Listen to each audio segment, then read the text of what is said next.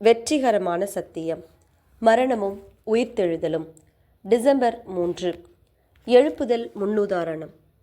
நம்முடைய கர்த்தராகிய இயேசு கிறிஸ்துவின் பிதாவாகிய தேவனுக்கு ஸ்தோத்திரம் உண்டாவதாக.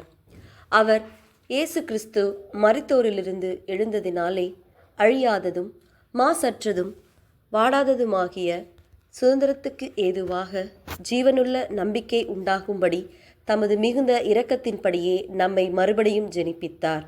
1 பேதுரு 13:4.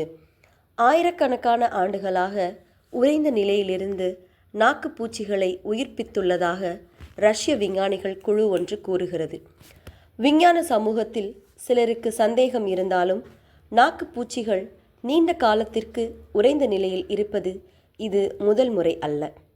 39 ஆண்டுகளுக்கு முன்பும் இது நடந்துள்ளது.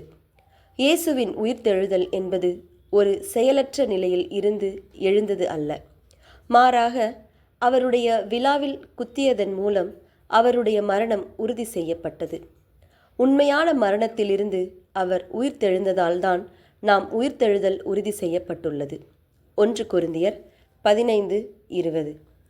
தான் ஒரு ஆவி அல்ல என்பதை இயேசு தெளிவுபடுத்தினார்.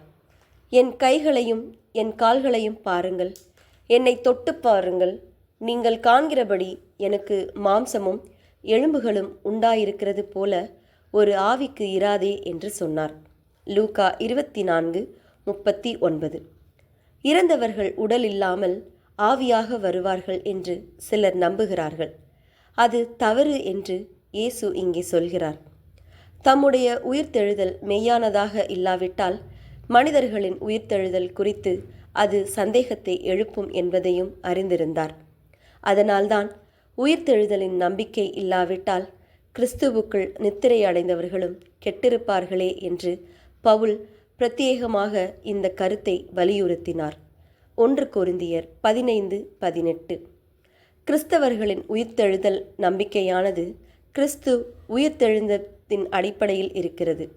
இந்த அற்புதமான நம்பிக்கையின் பிரதிபலிப்பாக மரணத்திலிருந்து இரட்சிப்பை எல்லா தேசங்களுக்கும் அறிவிக்குமாறு சீஷர்கள் தூண்டப்பட்டனர்.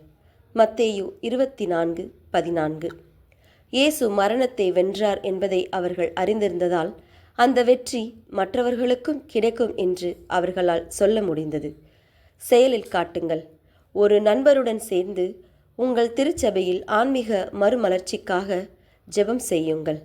ஆழமான ஆராய்ச்சிக்கு யோபு 14:13-15 வரை, யோபு 19:25-29 வரை, சங்கீதம் 49:15. ஆமீன்.